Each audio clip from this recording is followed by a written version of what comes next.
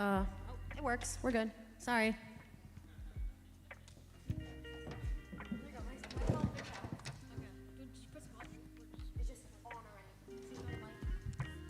Just as long as we're not speaking to it, it's fine. If you bring it close.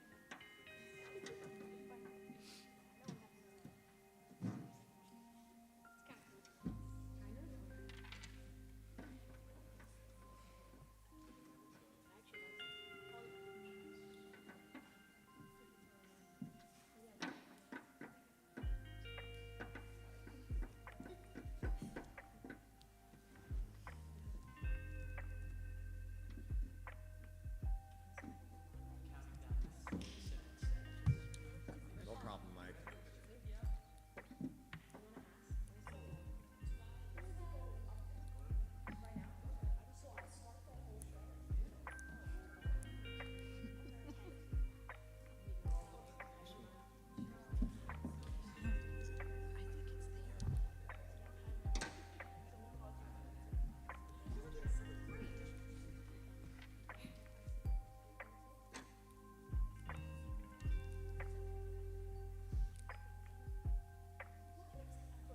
Wait, Mr. Goldstein.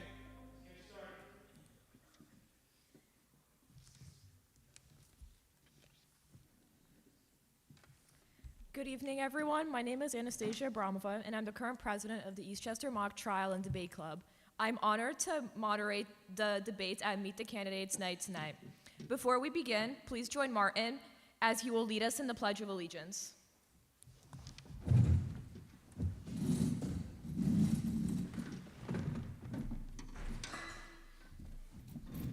I pledge allegiance to the flag of the United States of America and for the republic and for which it stands, one nation under God, indivisible, with liberty and justice for all.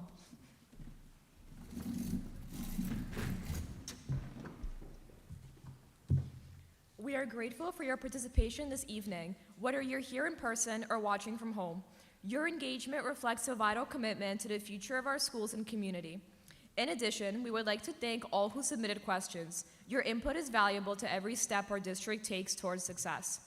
As we hear from the candidates tonight, I encourage all of you to pay attention and listen with open minds.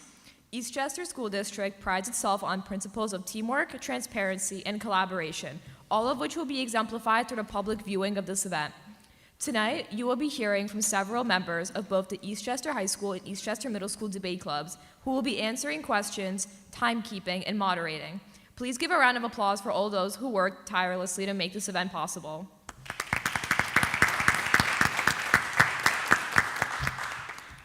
We will begin shortly with 90-second opening statements from each candidate, who will be called up in alphabetical order. Each candidate will be given 90 seconds to answer questions after their opening statements. The order of 90-second closing statements will be in reverse alphabetical order. No electronic communication, such as text messaging, email, and social media, will be allowed from the candidates during the forum. Let's work together to make this a night of thoughtful conversation, respect, and meaningful civic participation. Thank you.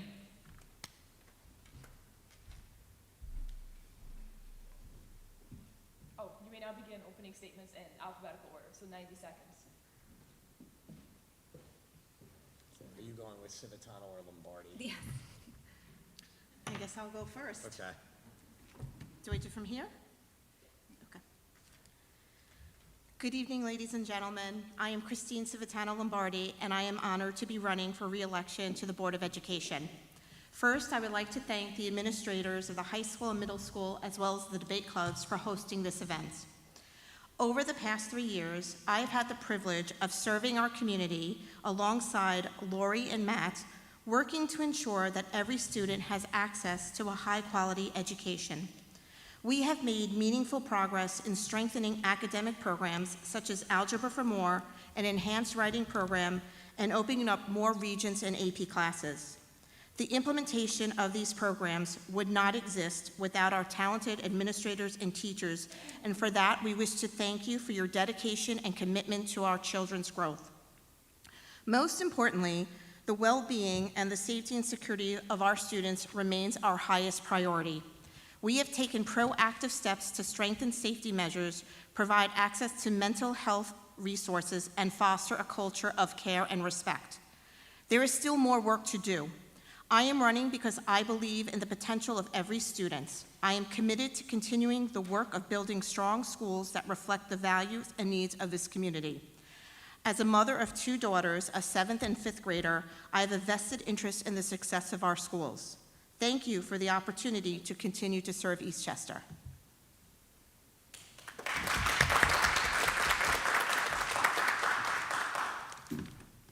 So I believe I'm up now alphabetically, and just before I start with my opening statement, I would like to thank our students and give you guys another round of applause.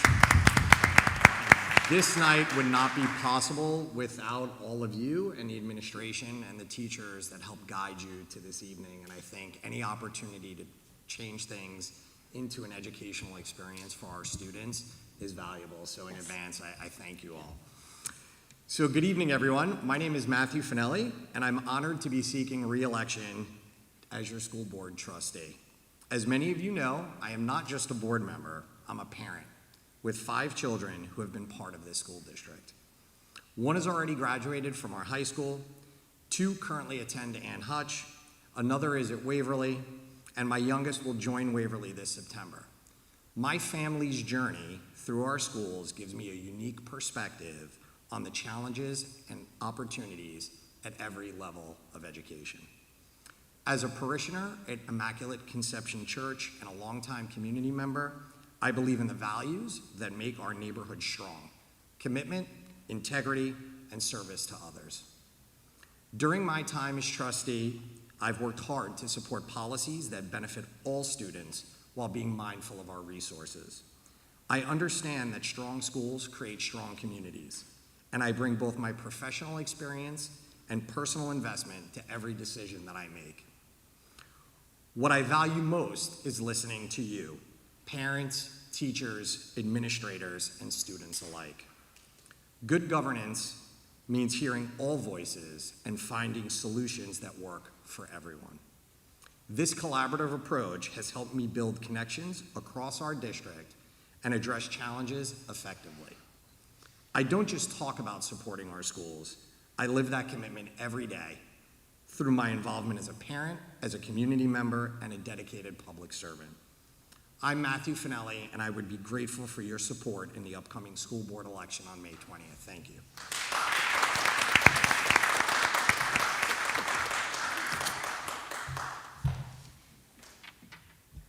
Good evening, students of the Debate Club, our family and friends watching from home, and my fellow trustees, Christine Lombardi and Matt Finelli. My name is Lori Giacobbe, and I'm currently the Vice President of the Eastchester School Board of Education. It has been an honor serving as a trustee for the past 3 years. I not only have a background in education, but I'm a proud mom of 3 boys: Anthony, a 2nd grader at Ann Hutch, Joseph, an incoming Waverly student, and Lewis, who's 8 months old. I'm truly invested in this school district, and it's an honor to be here tonight.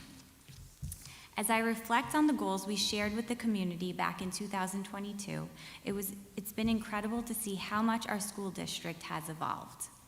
We have improved our curriculum and learned by implementing new programs across all schools for all learners. Some include our FLES program at the elementary schools, a study skills class for middle school students, and new Regents and AP classes to reach more high school students and their learning needs. Along with curriculum, safety and security have continued to be our utmost priority. During our time as board members, we placed a school resource officer in every school building. These are just a few of our new initiatives we introduced without ever going over the tax cap, while ensuring the best educational experience for our children. I am proud to say that we kept our promises, and if elected again, we will continue to advance the Eastchester School District by ensuring that every student has access to high-quality education. We look forward to continue to work to this great work together with you.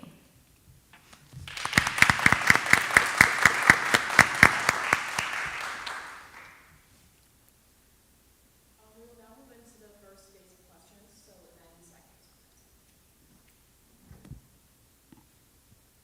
Hello, my name is Benjamin Loriello. This question was submitted by the Ann Hutch PTA. How do you plan to support both academic excellence and student well-being, including mental health and extracurricular engagement? Do we go now? Alphabetical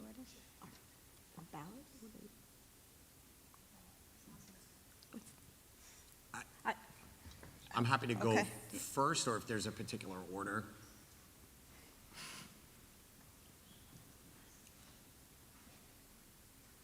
Okay, I'll go first. Would you mind just repeating the question quickly?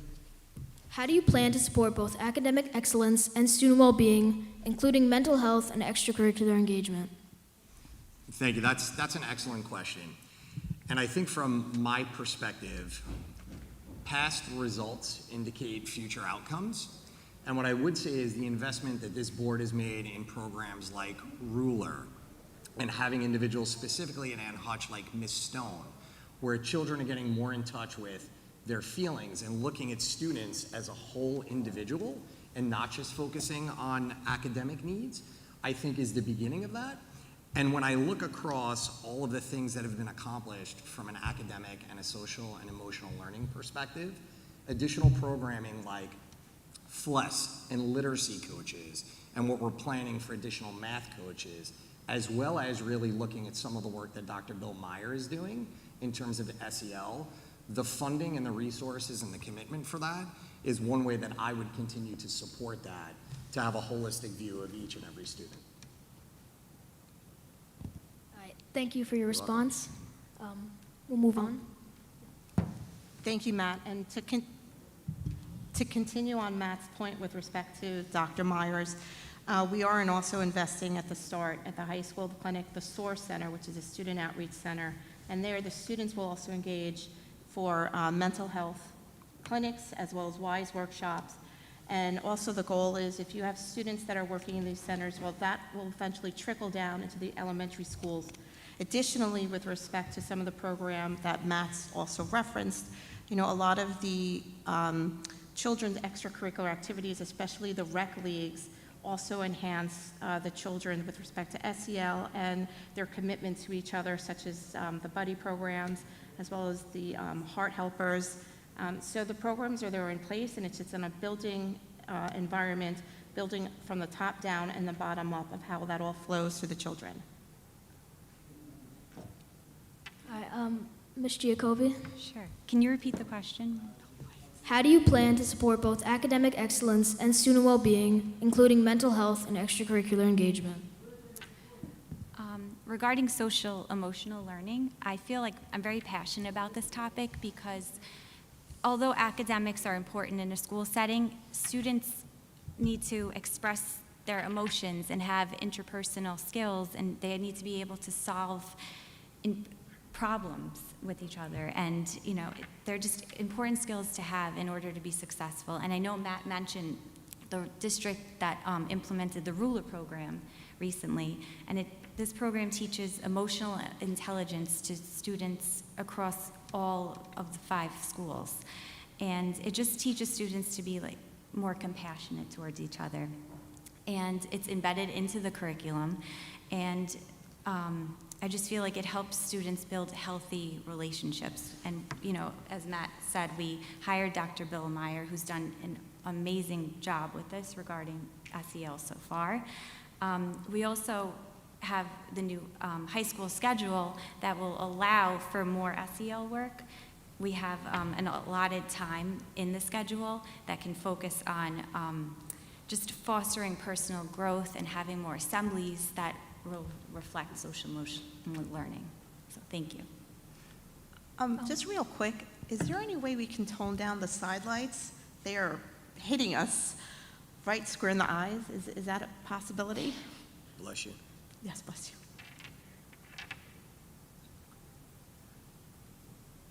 That's a lot better, thank you. Okay, thank you for the responses. My name is Camila Quintero, and I will be asking a question that is submitted from the Waverly PTA. What are your priorities when it comes to class sizes, teacher support, and access to specialists, for example, reading, speech, counselors, for kindergarten and first grade students? And for this one, we're going to start from the middle, and then we're going to go to Jacoby, and then Okay. like that, yeah. Can you just repeat the question again? Yes, of course. What are your priorities when it comes to class sizes, teacher support, and access to specialists, for example, reading, speech, and counselors, for kindergarten and first grade students? Okay, great. That's a great question. Well, obviously, we have to first look at the data of the incoming kindergarten class, and then based on the number of the children that are coming in, the goal is obviously to keep the class sizes within an a manageable rate between the teachers and the classroom, as well as also incorporating some classes that have co-teacher abilities. Obviously, that takes into account that you need to have the professional development in place. And what Dr. Myers is looking at investing, and that we're trying to research as well, is a teacher center, which is a shared center amongst the teachers of the neighboring districts to provide professional development, because that's actually really key to make sure that our younger students are getting the learning that they're able to get. I know in our budget, we are looking to budget for additional counselors. I believe we're investing in a counselor at Waverly, or a psychiatrist, I believe. But if the support is needed, the budget will call for it. So obviously, the first part is to make sure we have the data in place to see what the needs are at Waverly, and then can we budget around that, or if need be, draw from the budget if there's a need at Waverly. Because we rarely say no if a teacher or a principal comes to us and says that they need facility or help at a classroom. Thank you. I feel Waverly is just the foundation of the learning, and it's just so important to have these phonics and phonemic awareness skills at this young age. I know that when we first joined the board, we implemented new programs such as Foundations and Hegarty and the Reading and Writing Workshop and Writing Revolution, and all of these will help foster their reading skills and writing skills. So it's just so, I feel like it's so important to have these programs in Waverly. We also added the WIN period, so for students in kindergarten and first grade, and so if they are being pulled out for speech or OT, that it's at a certain time during the day and they're not missing their core subjects such as math and other important, like reading. We also implemented Great Books program, the Junior Great Books program, and students are being pulled out and challenged, so with their reading skills. So I just feel like all of this is important and just sets the foundation for the early reading skills. Thank you. So for lack of a cascading effect, I'll be very succinct with my response to that question, and I think it goes back to promises made and promises kept. Class size for our youngest learners, and frankly, throughout every building in this district, is a priority and will continue to be a priority for myself and for the Board of Education. And if you take a look at this year's budget, which will be up as part of the trustee election, we're actually adding additional sections into elementary to ensure that we are keeping our class sizes to a minimum. So I think to be very direct in response to the first part of that question, class sizes are important, they will continue to be important, and the commitment will be to ensure that they're manageable and that the professional development for our staff is happening in a quick fashion and also in a consistent fashion, which I think is important. The second part of the question around programming, for those of you that don't remember, FLES was supposed to be a pilot only in one grade and then continue all the way through. We very quickly got some results from our FLES program and expanded that very quickly for our youngest learners and throughout elementary. Lori mentioned Junior Great Books, and for anyone that hasn't seen some of the work that Mrs. Carpenito is currently doing at Waverly, the idea is how do we get more data from that and double down? When we look at reading readiness for our youngest learners, that particular program is getting them more adept a lot faster. Thank you for the question. Thank you guys for your responses. So the next question is from a high school student. Given the contention surrounding the schedule change, how in the future can our school district ensure transparency and authentic engagement without overburdening educators and allowing for integration into the new program?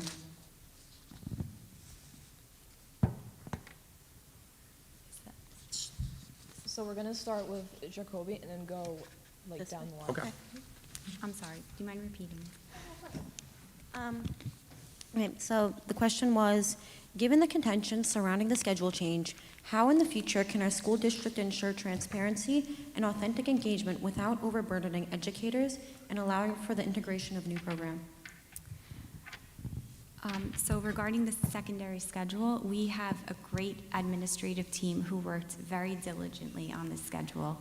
They have tons of experience with other schedules in neighboring districts. I might add that the planning process for this schedule was spanned over multiple years, so it wasn't just a quick process.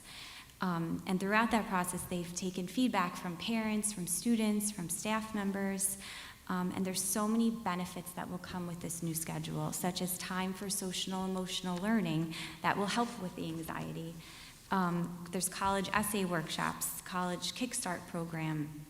There's small group work with counselors, and it allows time, like I said before, for school-wide assemblies that will focus on themes for fostering personal growth and for well-being.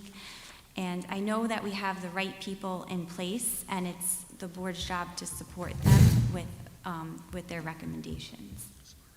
Thank you.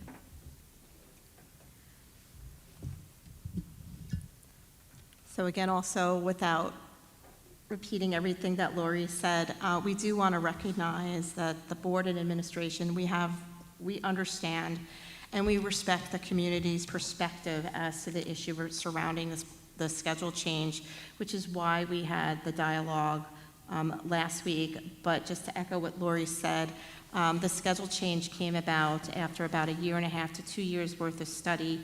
There's no secrets that the schedule was about close to 30 years old based on 50-year-old research, and I think the goal was to have the children be efficient. This board doesn't want children to be efficient, they want children to be 21st century learners. And the best part and the beauty about the schedule is that both the secondary schedules do have that advisory period and they do have that X period, so that it will allow for additional with SEL, that will allow for more one-on-one with the students, that it will allow for assemblies of anything that's needed. Plus at the high school level, it will allow the students to have more responsibility in a sense with respect to their managing their schedule. It eliminates the monotony because we do want to get the children prepared for college, and the regular 1 through 9 period a day, like I said, it's archaic and it's not going to help them. But you know, we've had workshops on the matter, we've had the dialogue. This certainly wasn't a surprise to the community. And I do have to, thank you. That's fine. I'm sorry, just because I want to make sure I got the first word of the question right. And this question is from the high school PTA, is that correct? No, this is from like a high school student. From a high school student? Okay, yeah. Okay, could you repeat the question, please? So it said, given the contention surrounding the schedule change, how in the future can our school district ensure transparency and authentic engagement without overburdening educators and allowing for the integration of new programs? Okay, thank you very much for repeating the question.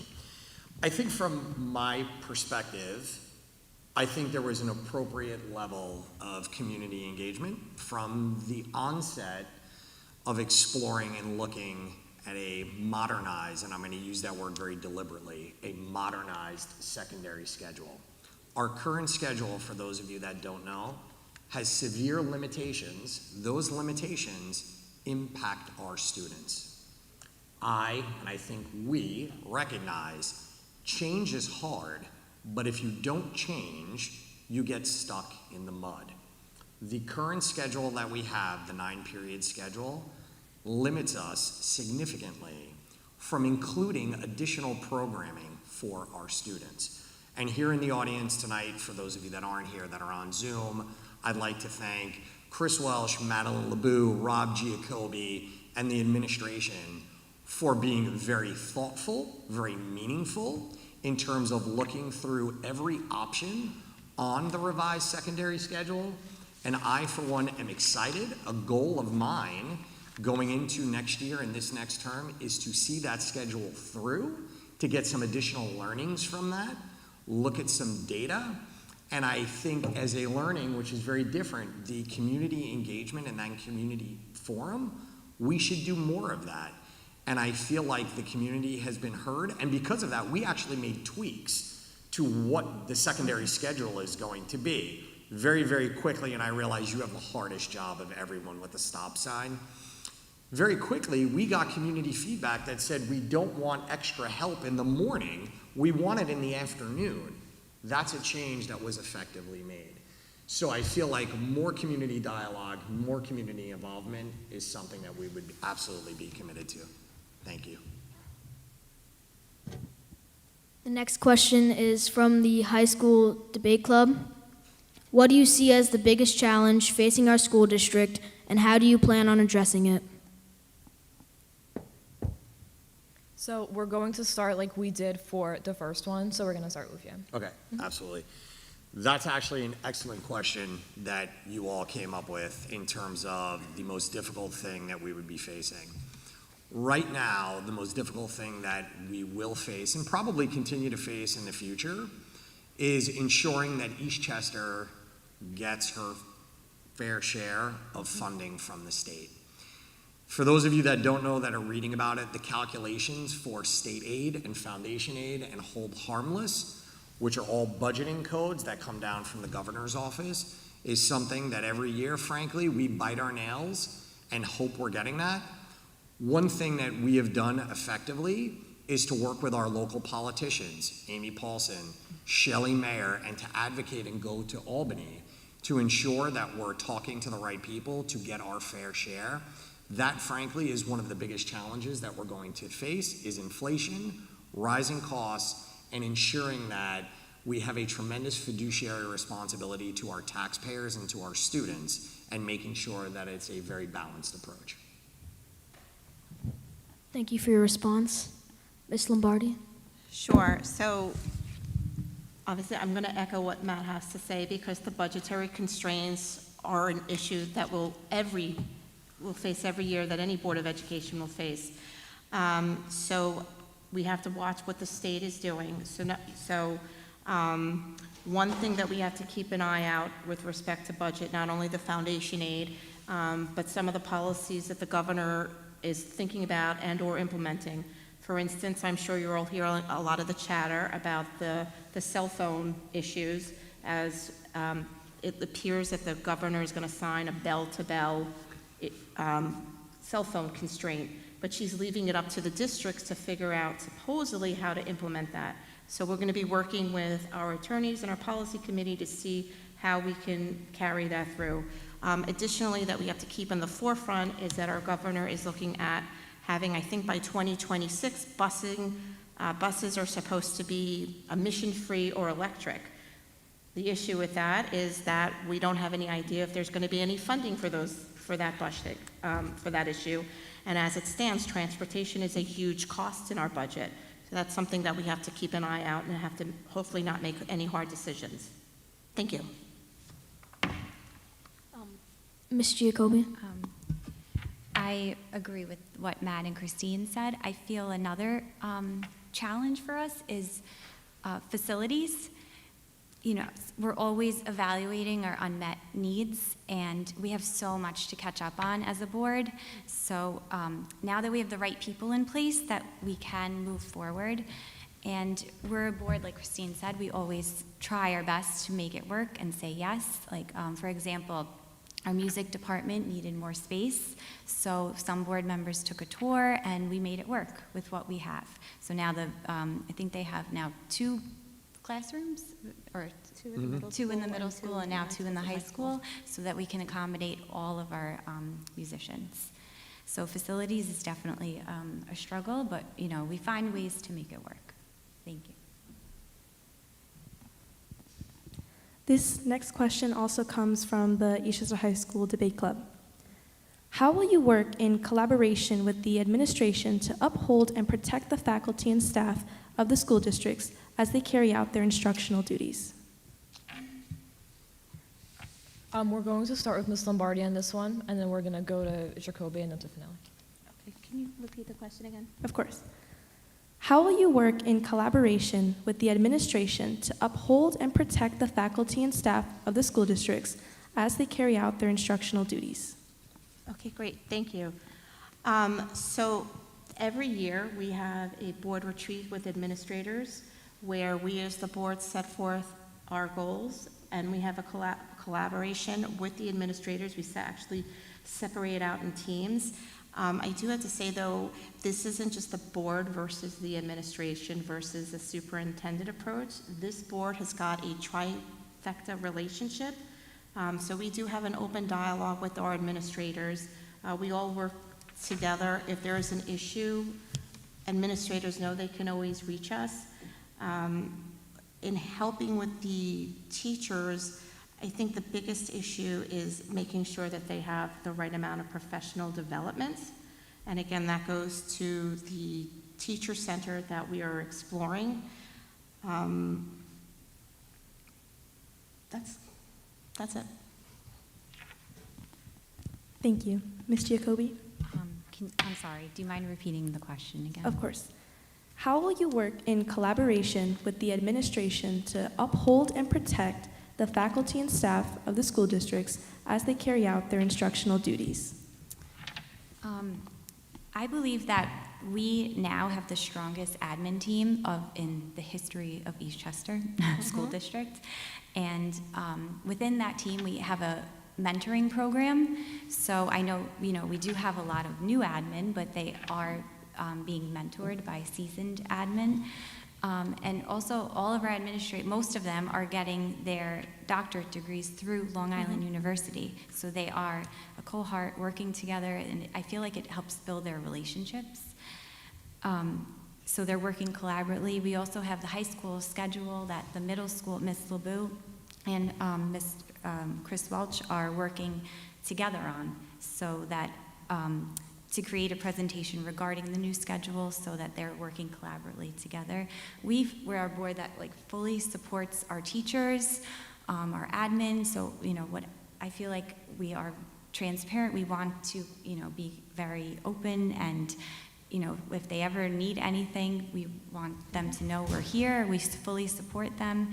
If they need resources, extra professional development, I want them to know they can come to us. Thank you. Thank you. I'm sorry, can you repeat the question again? Of course. How will you work in collaboration with the administration to uphold and protect the faculty and staff of the school districts as they carry out their instructional duties? Thank you. There's a couple of different responses that I actually have to that question. And I think if I can break that apart in a couple of pieces. One is around safety and security for our staff. Safety and security for our staff is just as important as safety and security for our students each and every day. And that's everything from some of the programs that have been implemented, such as the Sandy Hook Promise, which does not just pertain to our students, but it also pertains to our faculty. There is a mental safety component and there's a physical safety component. And I think this board and myself will continue to uphold that and look for safety and protecting the staff in that regard. Additionally, I do remember at the debate last year, and I believe it was actually Trustee Gagan, when we were asked some questions about the change in the admin, and I think there was something out there about by design. And what I would say is, yes, it was by design, and it worked. It worked. And when I think about benefiting our staff, to cascade off of what Lori Giacobbe said, we have the strongest administrative team in each of these buildings each and every day, and there's no better way that I could think of to protect these teams from an instructional standpoint than having the most qualified and best building level administrators in Westchester County. The investments in that group through professional development, we actually, and for those of you that missed it at our last board meeting, within a year and a half, every single one of them will have their doctorate. Super important. So thank you for the question. A couple of different ways to go with the response. Thank you guys for your responses. The next question is from the Ann Hutch PTA.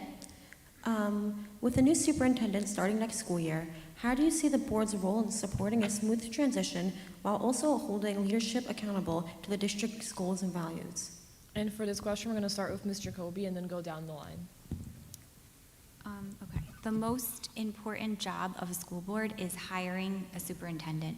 We had a search firm who held an open forum and created surveys to all the stakeholders, asking qualities, what they'd like in a superintendent. We then reviewed and interviewed finalists, and we're happy to say that we did find a perfect fit in Dr. Allison Villanueva. She checked all our boxes and seems wonderful for Eastchester. So when we work with the superintendent, over the summer we'll have a board retreat. And in that retreat, we'll speak about priorities for the school district. Under those priorities, we'll have short-term and long-term goals. So for example, like safety and security could be a priority, and putting an SRO in every school is a goal and that we have accomplished. We might have a long-term goal like the Sandy Hook Promise, but continuing our partnership with the Sandy Hook Promise. So we're looking forward to working with Dr. Allison Villanueva and creating and continuing the priorities for the school district. Thank you. So the board works in conjunction with the administrators as well as the superintendent. That's the only person really a board can hire and fire. And as Lori said, we hired a fantastic superintendent. That being said, we do have consulting days with Dr. Valenti, who will help the superintendent on board. Additionally, the board will have their retreat with Dr. Villanueva. Moreover, the board officers meet directly with the superintendent on a weekly basis, and then we further report down to the rest of the trustees. So the board is always in constant communication with the superintendent. We recognize that she's going to be new, which is why we've built a support staff around her needs. But the superintendent and the board will work cohesively together, and that we will not miss a beat in terms of how she's going to get onboarded, and with respect to our meeting over the summer where we'll lay out what our future goals are, and then we'll work together in accomplishing them. Thank you. And I would add to that, from an onboarding and a transition period, Dr. Villanueva has already been onboarding, and she's already been here and spent time with the board, with Dr. Valenti, and with the administrative staff. Through the search process, I can assure you, we have the best of the best. Eastchester is an extremely desirable school district, and part of that desire led to us having a very large candidate pool for our superintendent. And based on all of the community input from different forums and different focus groups, ultimately, that was how we decided with Dr. Villanueva. So what I would say is, and I know that this has come up in the past, the board listened to the community, and the community actually picked Dr. Villanueva. The board didn't just pick Dr. Villanueva. Her transition period will be extremely seamless because of the consultant days that Christine mentioned, and also the fact that she's already in that process of transition now and has been spending time in our district with our administrative staff. Thank you all. This question was submitted by the Waverly PTA. How will you advocate for clear and consistent communication between the new superintendent and the elementary schools, where families are often experiencing the school system for the first time? And for this question, we're going to start with Ms. Lombardi and then go to Mr. Finelli and then to Ms. Jacoby. Okay, can you just repeat that? I'm sorry. How will you advocate for clear and consistent communication between the new superintendent and the elementary schools, where families are often experiencing the school system for the first time?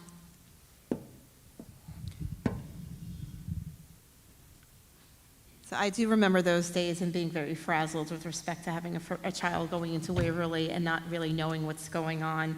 Do have to say the communication platforms have come a long way in those several years.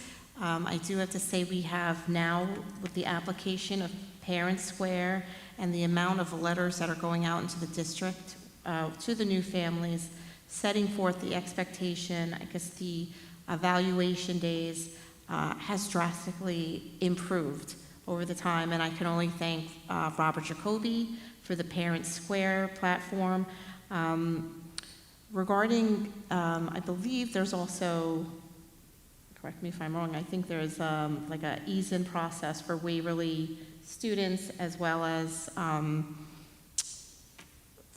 guess some sort of like fairs to get to know the incoming students. So I think it really stems from the principal and the vice principal at Waverly working with the superintendent, working with our technology team to make sure that all the right communications do go out to all the new parents, because I'm experiencing this right now with my youngest now going into middle school, all the communication that's expected, and I think our communication has come a long way from the days of just sending out a regular letter. So we are obviously always looking at the upgrades in technology regarding how to best discuss issues with parents. Thank you. Great. Yeah. Thank you. What I would say to ensure that there's clear, consistent, and transparent communication to the families of our youngest learners through our new superintendent is making that a goal of hers. And I think it starts with, and some of you may be experiencing this, as I said in my opening, I actually have one that's going to be going into Waverly next year. We also have a new registrar in the district office, Faye, who is fantastic. As soon as you register your youngest for school, that automatically triggers a process of communication even before day one. So I think that's something that's important to mention, which is very different than when my other children started and registered for school. There is a communication trigger process upon registration. Secondarily, there are things that are done at the youngest learner level now, like welcome back, getting them into the classroom before school starts to ensure that they're comfortable. And again, I think as it pertains to the superintendent, is to make sure that's a goal. One thing that Dr. Villanueva did share, which is important for the Waverly community and all of the schools, is she shows up. I'm gonna pause on that for a second. She shows up. And what does that mean? She will be at the welcome back day. She will be at the picnic. She will be at sporting events. She will be at events just like this. And I think that's another lines of communication and transparency as it pertains to our new superintendent. Thank you. Ms. Jacoby. I just remember the day I had to drop off my eldest, like my first child going into Waverly. I just cried the whole way home. Like, how are they going to know, like, you know, what he likes and what he dislikes? So I totally understand, like, where that question's coming from. As a board, we put in so much effort in communication and transparency, and I just feel like it's so important to have the community involved, and we do truly value your input. And you know, one of our board accomplishments was having coffee and conversations. It's held at every school, so that allows for direct parent input, and it's just different from a board meeting where it's so formal. This is just parents talking to board members, asking questions, and we can just answer back. And I'm certain that Dr. Villanueva would love to show up to one of those, as Matt said, the Welcome Back picnic and all the events. So yeah, it's not as, so I just feel like it will just be completely transparent and, you know, to be open communication. And thank you. Thank you for the responses. This next question comes from the Eastchester High School Mock Trial Debate Club. Since Board of Education members represent every student in the school district, how will you work to make decisions for the betterment of all children? And for this, we're going to start with Mr. Finelli and then go to Lombardi and then Jacoby. Great, thank you. Last year, I was actually asked, in my role as board president, which I think aligns very well to this question, is what is the vision for our school district, and what does that look like, and how does it pertain to our students? And what I would say is the vision of our district is to provide excellence to each one of our students and to create individualized pathways for success for each and every one of them. Our hope as a board, and from my own perspective, is that every student receives the best education and the most rigorous and well-rounded experience to serve them well in their future. They should be brave and proud and well-rounded. And perhaps most importantly, we would love for our students to challenge the status quo and stand up for what is right. Every decision that is made is looked through that lens, and from my perspective, and for the majority, and if not all of our trustees, that is the vision for each student, to create those individualized pathways and to take every opportunity into consideration, understanding those goals and those outcomes. Thank you, Mr. Finelli. Ms. Lombardi? Sure. So just taking what Matt said about the vision of the students, it is very difficult to be a board member and a parent, because you have to, as much as you want to advocate for your child, you have to recognize you're advocating for all 3,000 students. And so what might be right for your children might not be great for the district as a whole. I'm very proud of this board and what we were able to accomplish to help the students of all ages learn. For instance, it was a shock to me when I learned that, I guess on the old rubric from boards of past and administrations of past, pretty much your 7th grade year determined your course for the remainder of your high school education. Under this board, we were actually able to open up additional avenues for all students, whether it be the struggling child that can now take a Regents class, or the special education student who can take an AP economics class because of our investments in the budget for the additional co-teaching. So that's what we pride ourselves on, not just the vision, but having the ability to have a flexible budget, which we thank to the taxpayers, because 78% of that budget's for the programming that allows for all these students to achieve their best. So thank you. Thank you. Mrs. Giacobbe? As a board, we support all learners. The teachers are the professionals, and if they need more support in the classroom, we always say yes. We appreciate their knowledge and rely on their expertise. During the past 3 years, like Christine said, we added co-teaching to the high school. We also added flexible support programs, and we hired more reading teachers to the high school. We also brought many students back to their home district. Many students were outsourced because of the district. They didn't have enough resources to support them. And now that we do, the students can return back to the district. In elementary schools, like I said before, we implemented the WIN period, so students are pulled out of class to receive services such as OT and speech, and they don't miss their core subjects, such as reading and math. Like stated before, we have junior grade books, so in order to challenge the students on the other end that need to be more challenged, we can support them. So, as a board, we support all learners in this district. Thank you. All right, thank you guys for your responses.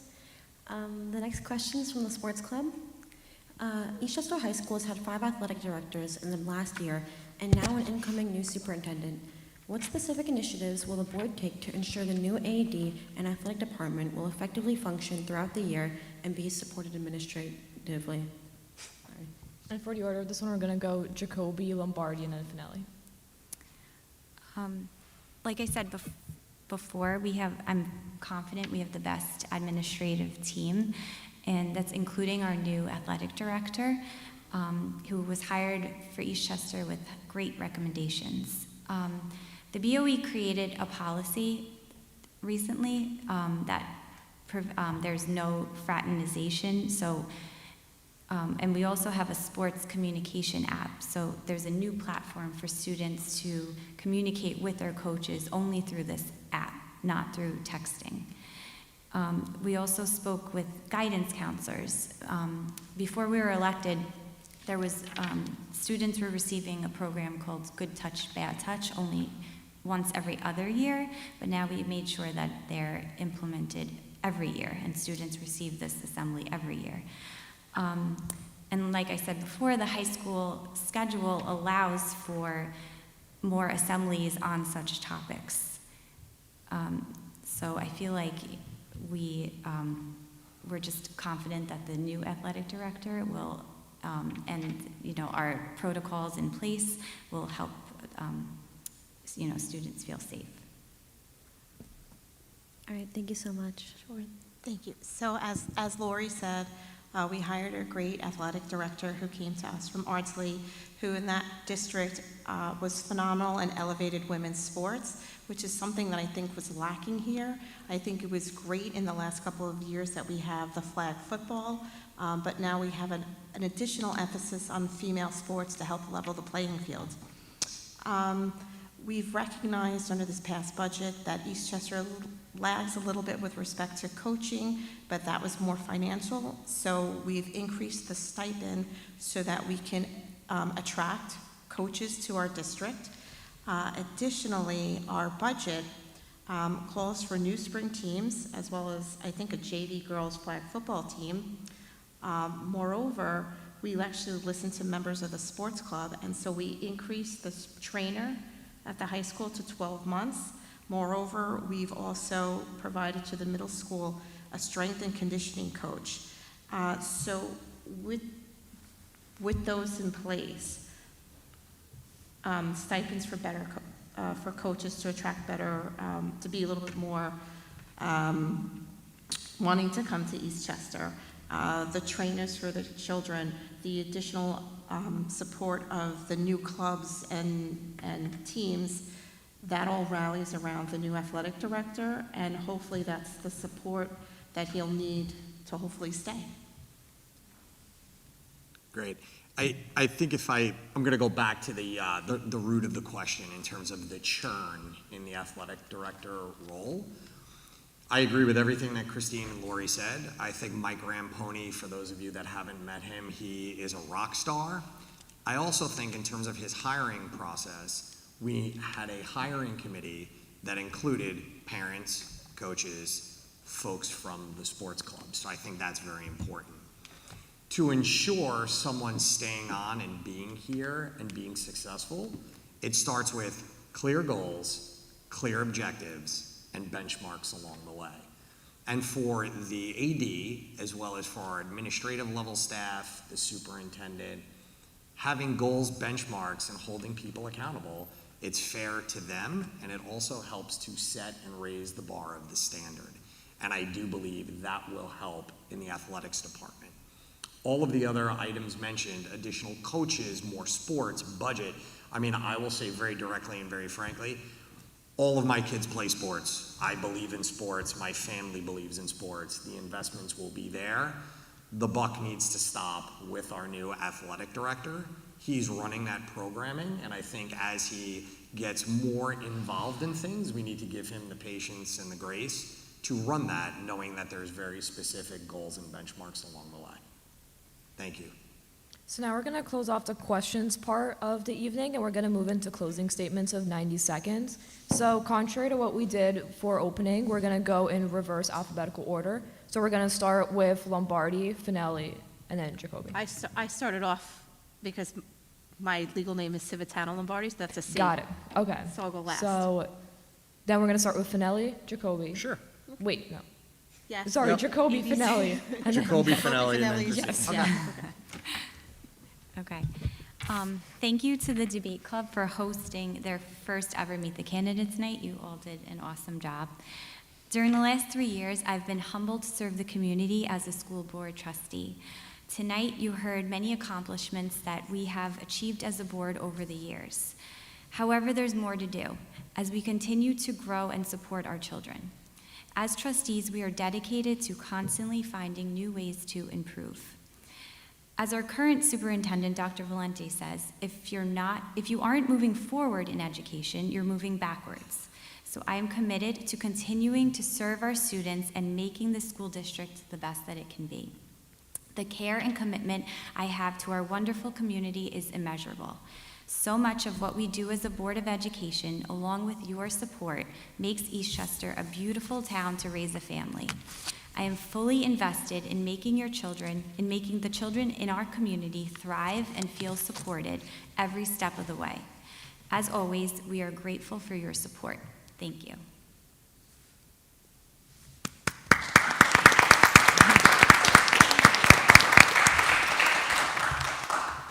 So I'm up. Right, Christine? Okay. Yes.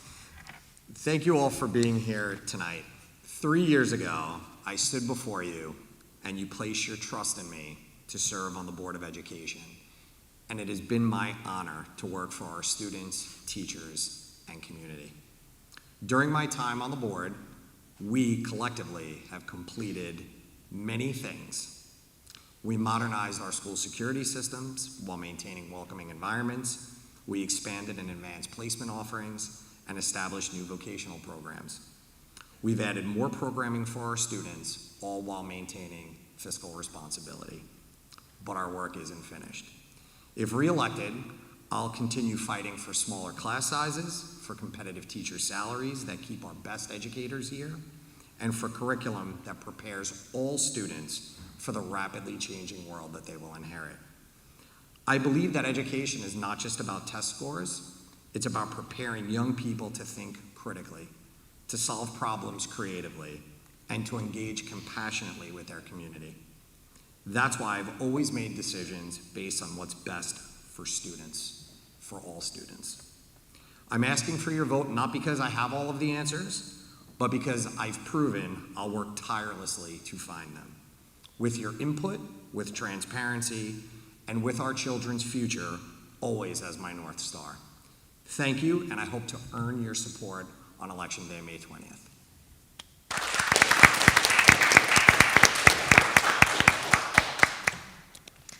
So again, thank you to the High School Middle School Debate Club for hosting tonight's event. It was wonderful to see you guys and your engagement in the democratic process. So again, thank you, and I think you should get a round of applause. Yeah, you guys definitely deserve another round of applause. Serving on the Board of Education has been an incredible honor, and I remain deeply committed to the success of our schools, the support of our educators, and the strength of our schools. I am proud of what we have accomplished in these past 3 years. With your vote, Lori, Matt, and I will continue to advocate for educational excellence. Together, we can ensure that every student has the tools and opportunities they need to thrive. We respectfully ask for your support for re-election on Tuesday the 20th, and let's keep moving forward together. Thank you.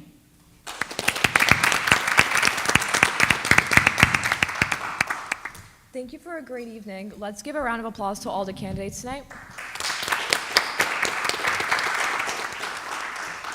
As a reminder to all those present, this meeting is being recorded and will be made available on the school website as well as the Eastchester Town cable channels. Once again, thank you for a great evening.